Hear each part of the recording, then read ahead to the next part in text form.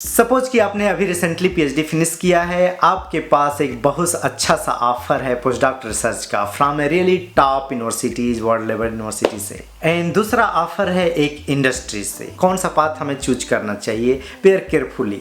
आप डायलेमे में हो, इधर बहुत अच्छा ग्रोथ है, इधर बहुत अच्छा पैसा है, किधर हमें जाना चाहिए? ये बहुत कॉमन प्रॉब्लम है सारे पीएचडीज के लिए। और रिसेंटली मुझे लिंक्डइन पे किसी ने ये क्वेश्चन पूछा और मुझे लगा कि ये स्टोरी आप सब लोगों के साथ शेयर करना चाहिए। So let's start.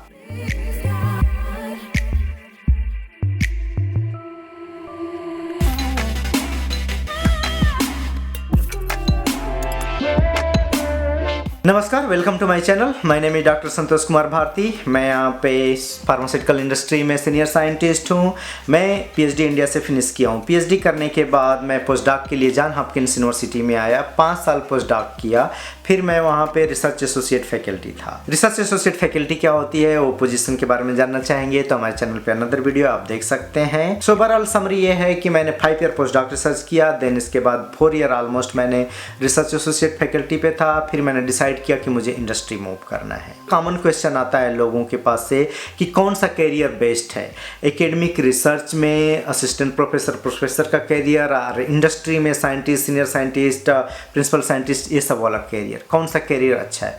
First of all दोनों करियर अच्छा है, दोनों में कोई प्रॉब्लम नहीं है। ये आपको डिसाइड करना है कि आपके लिए बेस्ट करियर कौन सा है, आपको क्या बेस्ट फिट होता है, आप क्या लाइक करते हो, किस इन्वायरमेंट में रहना चाहते हो, क्या इंपॉर्टेंट है आपके लिए, वो आप डिसाइड करो। सिचुएशन आपके फेवर्स में नहीं है तो गेम चेंज कर दो। मेरा कहना यही होता है कि बी ए गेम चेंजर या चेंज द गेम। उस गेम को प्ले करने से कोई मतलब नहीं है जिसमें आप स्ट्रगल कर रहे हो। सो ये पर्सन ऑस्ट्रेलिया से पीएचडी किए हैं। इनको पोस्ट डॉक रिसर्च पोजीशन मिली है ऑक्सफोर्ड यूनिवर्सिटी यूनाइटेड किंगडम में, और साइंटिस्ट पोजीशन मिली है नॉर्वे में। इनका क्वेश्चन ये है कि I am struggling to decide कि कौन सा करियर हमारे लिए अच्छा होगा, और दोनों बहुत अच्छे ऑफर्स हैं तो किधर मुझे जाना चाहिए। सो पहली चीज मैंने उनसे ये कंफर्म किया कि जो नॉर्वे वाली पोजीशन है वो इंडस्ट्री पोजीशन है, कंपनी पोजीशन है, वो भी पोस्ट डॉक पोजीशन है। तो उन्होंने बोला कि नहीं, वो इंडस्ट्री में है। और यूके में Oxford university one of the popular place, वो पोस्ट डॉक पोजीशन है। सो फर्स्ट क्वेश्चन हम लोग के लिए होता है कि लॉन्ग टर्म हम कहाँ सेटअप होना चाहते हैं। हम एकेडमिक में सेटअप होना चाहते हैं as assistant professor,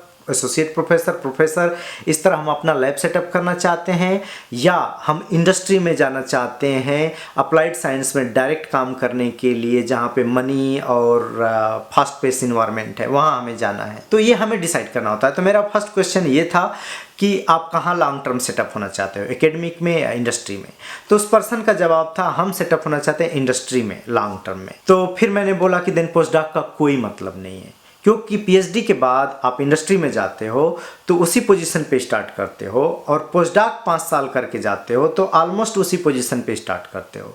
there is multiple reason. पहली चीज़ तो ये कि पोस्ट डॉक में जो ट्रेनिंग होती है ना, वो एकेडमिक लैब के हिसाब से होती है, तो एकेडमिक एरिया के लिए ही वो बेनिफिशियल होता है, इंडस्ट्री के लिए बेनिफिशियल नहीं होता। आपकी जो स्किल है, जिस हिसाब से हम लोग काम करते हैं एकेडमिक में, वो चीज़ इंडस्ट्री में एकदम काम नहीं करती है, एकदम काम नहीं करती है। अभी मैं जो एक्सपीरियंस कर रहा हूँ, इसलिए आपके पोस्ट डॉक रिसर्च को ज़्यादा वैल्यू नहीं देते हैं। कभी कभी होता है कि पोस्ट डॉक का काम बहुत हाईली मैच कर रहा है इंडस्ट्री काम से, तो हायर पोजीशन इंडस्ट्री में दे देते हैं। अदरवाइज पीएचडी करके जाओ वहीं स्टार्ट करते हो, और पोस्ट डॉक करके जाओ वहीं स्टार्ट करते हो। सो अगर आपको लॉन्ग टर्म इंडस्ट्री में सेट होना है तो पोस्ट डॉक रिसर्च एक्सपीरियंस का कोई इंडस्ट्री के लिए मतलब नहीं है। अगर आप 5 साल पीएचडी के बाद 5 साल एक्सपीरियंस लेके इंडस्ट्री में जाते हो, और वही पीएचडी के बाद 5 साल इंडस्ट्री का एक्सपीरियंस लेते हो, तो 5 साल में इंडस्ट्री में बहुत आगे निकल जाओगे।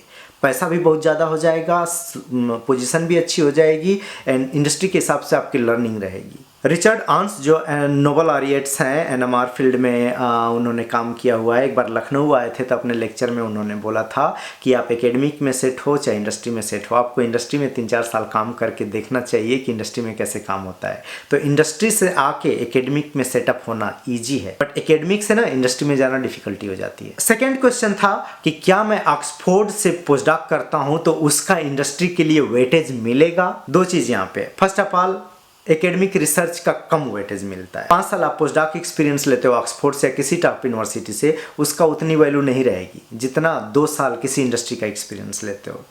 सेकेंड चीज़, आप किसी बड़ी यूनिवर्सिटी से जब पोस्ट डॉक रिसर्च कर रहे हो ना, तो उसकी वैल्यू उतनी नहीं होती है, बट वहीं से आप मास्टर डिग्री लिए हो, वहाँ से पीएचडी लिए हो, तो उसका वेटेज मिलता है। बट आप पोस्ट डॉक की तरह जाते हो ना, तो वो उस यूनिवर्सिटी के एलुमनाई में और उस प्रोडक्ट में आप नहीं ट्रीट होते हो। इतना ज़्यादा नहीं मिलेगा, बहुत कम रहता है, मिलेगा बट बहुत कम रहता है। तो आपको डिसाइड करना है। पोस्ट डॉक में अब सैलरी की बात करते हैं। पोस्ट डॉक में जो आपको सैलरी मिल रही है, इंडस्ट्री में जो सैलरी मिल रही है, पोस्ट डॉक की सैलरी से डबल से ज़्यादा होती है। बेनिफिट, लर्निंग वगैरह हर एक चीज़ ज़्यादा होता है। जिसमें क्या है कि $55,000 पोस्ट डॉक सैलरी है। तो अगर आप $55,000 पर ईयर सैलरी लेके 5 साल रहते हो और आपको वहीं पे 1,10,000 सैलरी लेके आप इंडस्ट्री में 5 साल रहते हो, तो आप फाइनेंशियली 5 साल में बहुत गैप हो गया है। तो आप क्यों फिर जा रहे हो? अगर एकेडमिक में जाना है तो पोस्ट डॉक एक्सपीरियंस का वैल्यू है, इंडस्ट्री में जाना है तो कोई वैल्यू नहीं है। ये आपके दिमाग में क्वेश्चन होगा कि पोस्ट डॉक एक्सपीरियंस का ज़्यादा वैल्यू इंडस्ट्री में क्यों नहीं है।